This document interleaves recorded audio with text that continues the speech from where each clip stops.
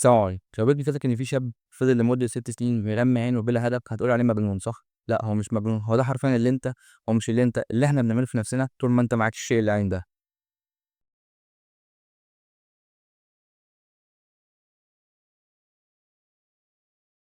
السلام عليكم ورحمه الله وبركاته، انا اسلام جابر، ودي اولى الحلقات اللي هنتكلم فيها عن اضرار السوشيال ميديا من جوانب مختلفه، ومعانا النهارده معديها بالعلم. زمان كنت تلاقي الطلبه بتذاكر عدد ساعات مهول، يعني مثلا بين 10 او 15 ساعه، او كانت جلسه المذاكره بتكون بين 3 او 4 ساعات، او مثلا بين صلاه وبين صلاه. ولكن دلوقتي المده دي خفضت من 3 او 4 ساعات 25 دقيقة، والتنين من هنا بقى اللي يذاكر 45 دقيقة. طب الانخفاض الكبير في المدة دي مش لفت نظرك لحاجة؟ أكيد في مؤثر خارجي هو اللي عمل الانخفاض الكبير ده، والمؤثر ده يا صديقي زي ما شفت من عنوان الفيديو هو السوشيال ميديا. السوشيال ميديا مش بس بتأثر عليك ذهنيا بس، لا دي كمان ليها تأثيرات جسدية عليك حرفيا. في بحث نشر في أحد المجلات العلمية الكبيرة، المجلات المعروفة يعني، عملوا دراسة إن هم قاسوا تأثير السوشيال ميديا على مجموعة من الشباب على 3 فترات مختلفة عن طريق أشعة الرنين المغناطيسي اللي هي الام ار اي.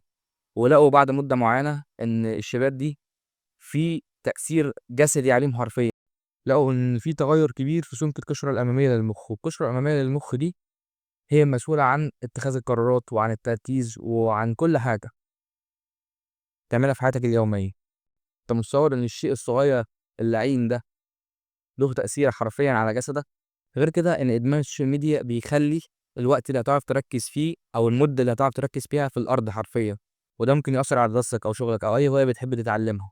وإن الشخص اللي بيتفرّج على فيديوهات طويلة بيعرف يركّز بنسبة كبيرة أكتر، ويبقى عنده صبر وتركيز بنسبة كبيرة أعلى من الشخص اللي كان بيتفرّج على فيديوهات قصيرة.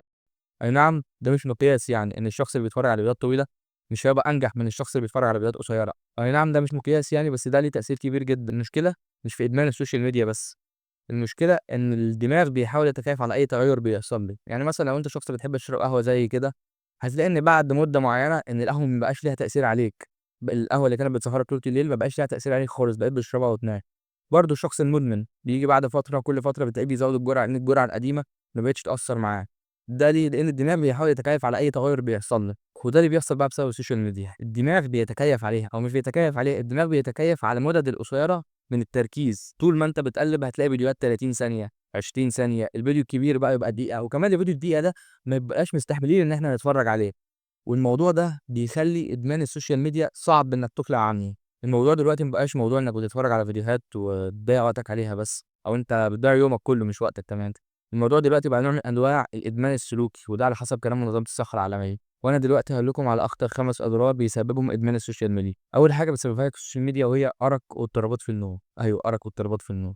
ده بسبب الضوء الأزرق اللي بيبقى في الشاشات بتاعة الموبايلات، اللي بيقلل هرمون الميلاتونين. هرمون الميلاتونين ده هو الهرمون المسؤول عن تنظيم دورة النوم في حياة الشخص، أو في حياتك أنت عامةً. مين الشخص ده؟ زمان كنت بتلاقي الناس في القرى مثلًا بتنام من بعد العشا وبتصحى قبل الفجر، أو يوم ما يكون في حد سهر فيهم بقى يبقى ينام الساعة 10. لكن دلوقتي الموضوع اختلف تمامًا، لما بقينا بنلاقي مثلًا حد بيصحى بدري، بيصحى 5 بيصحى قبل الصلاة، بنبقى شايفين إن هو واو بيعمل حاجة، إنجاز كبير، مع إن المفروض إن ده يبقى الطبيعي يعني. وطبعًا بقى أضرار السهر والنوم اللي مش كويس حدث ولا حرج بقى، ممكن تبقى تروح تبحث عنها. الفيضان من المعلومات اللي بنتعرض له يوميًا ده بيؤدي لحاجة خطيرة جدًا، وهي ضعف الذاكرة قصيرة المدى.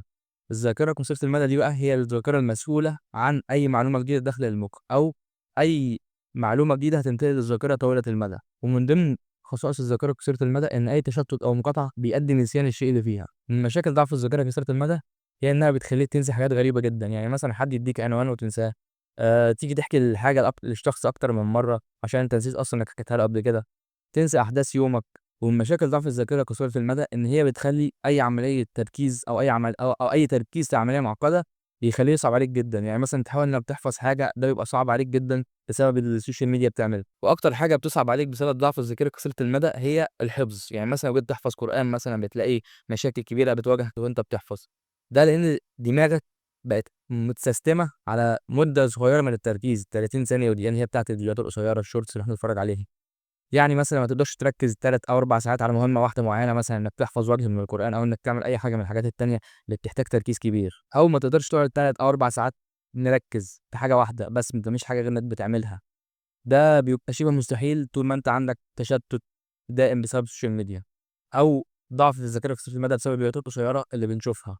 اجتماعيًا بقى السوشيال ميديا مش بتضرك، دي بتدمرك حرفيًا، تعالَ أقول لك إزاي، رغم إن الهدف منها هو زيادة التواصل إلا إن هي بتعمل حاجة غير كده تمامًا، أنت طول اليوم قاعد قدام شاشة ما بتعملش حاجة غير لك لايك وكومنت، لايك وكومنت، لايك وكومنت، تيجي بقى في الحياة الواقعية ما تعرفش تتعامل مع الناس، ما تعرفش تتكلم مع حد، ما تعرفش تروح تشتري حاجة، الرهاب الاجتماعي بيزيد بقى في الوقت ده، والشخص اللي بيدمن على السوشيال ميديا بتلاقيه دايمًا يعني ده بنسبة 100% بتلاقيه مش عارف يتعامل مع الناس، ما بيرميش السلام وهو ماشي، ما بيعملش أي حاجة، تعامله مع الناس ده بيبقى صفر حرفيًا، لدرجة إن في كورسات بقت دلوقتي تعلمك إزاي تتعامل مع الناس.